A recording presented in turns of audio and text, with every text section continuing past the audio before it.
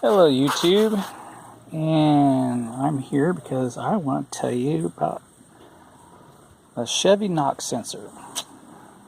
And I had a knock sensor go bad, and it was on my 91 Chevy C2500 Silverado. It's automatic transmission, 5.7 liter motor, which should just work fine for your small blocks. And I've been working on this, repainting it. I did a manifold gasket, intake manifold gasket, and all the other things. I've been trying to troubleshoot this pinging, so where to locate your knock sensor? Well, you get to the passenger side and you look down here, and it's right down there below the header. So in order to see it, we're going to have to go out and go underneath here. I'm going to try to go slow and not wave too much. And then get up underneath here. Now, when you get underneath here, what it is you're going to see the starter. And just in front of the starter, up on the block, is your knock sensor. Hold on, I gotta get in position. Okay, so now we look up, and there's the knock sensor. This is the reason why you gotta take the starter out, because it's in your way in order to turn counterclockwise. So that being there, starter, and it's up there, just in front of the starter on the block. So another thing you gotta want to do when you're doing there is check these wires that nothing's burnt. And while you're down here pulling the starter and everything, and double check your wire. Okay, I'm gonna try to get out of here without making everybody sick. Okay, so my motor, Chevy. So my question was, see, I had this issue with finding the knock sensor. Then I had to get the knock sensor out. And normally your knock sensor new is going to look like this. Well, better than this. And if you need a new pigtail, you get one of those too. They come separate.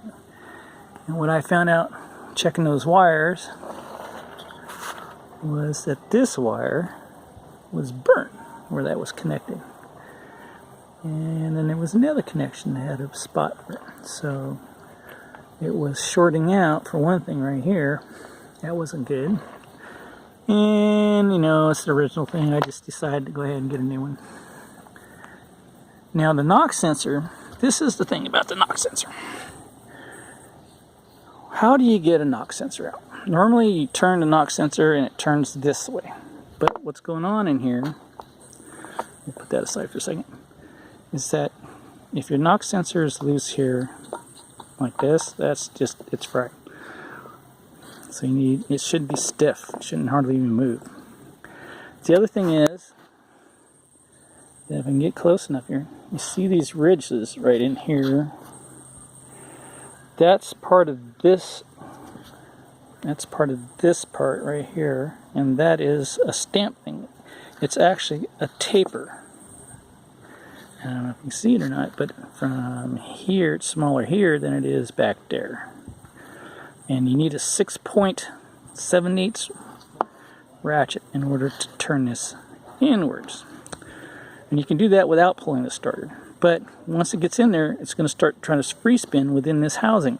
And that's the problem with this one. When I tried to back it out, it was just spinning in here. So I decided I would try welding it. Well, that didn't work. I got a couple bites on it, but it still didn't matter. It would still turn inside there, so that's not going to work for you either. Well, then I tried, before I did the welding, I tried to tap it here and here and here, you know, go around it, try to bend this back over into those grooves and see if I could back it out. That didn't work. That's when I had to take the starter out, and that's when I tried to to tack weld it. That didn't work because it just sat there and spun in there. So when I was trying to punch this, what had happened is it went this way, and then it went that way, and then it went this way, as I was trying to do that. Reason is because, voila, that's all that's holding that nipple on.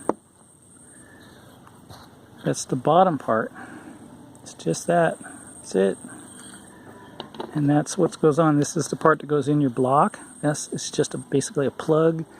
So when you pull this out, the coolant's going to start coming out of there. You can try to put a finger before it and just get the new one and try screwing it in there and see if you can get it sealed. Don't forget to put some sealant on it, some RTV, because this stuff that's on there, don't trust it. And then you got to remove the starter. Once you knock this thing off of there, just forget it. It's trash. This will stay. It won't bend or break or anything because it's a solid piece. So in order to get that out, you have to take the starter out. Again, then you need a pipe wrench. And this is a, 10-inch pipe wrench. Go that way with it. And what's really important about the pipe wrench is that the teeth are super sharp. If you got one that's not sharp, it's rounded off, an older one, it's just gonna spin. It's not even gonna bite. It's barely even gonna bite and everything. But this will allow you to get onto it and turn this while it's on the block. Not that much, because you don't have much room unless you use a smaller pipe wrench. But you're only going to get a little bit at a time until you finally can get it loose enough to bite onto there. And the thing is that the block and everything that's in the way pitches you up like this, so you're trying to bite on it while turning it this way. Anyways, so that's how you actually do it, and nobody else has actually said anything, showed you anything. Don't worry about that thing, because that's a piece of garbage. That's what's important. Drain your coolant before you pull this out, and then put it back in when you're done, when you get that in there. Don't forget to put RTV on there too, just so you make sure it don't leak. Because the port that this goes through is a through hole. It goes into the coolant area, so you don't want that to leak. Basically, that's it. I hope that helps everybody. This was a 91 Chevy C2500. 5.7 liter motor, which is 350, and this is the Silverado, so Chevy series, but that's pretty much it.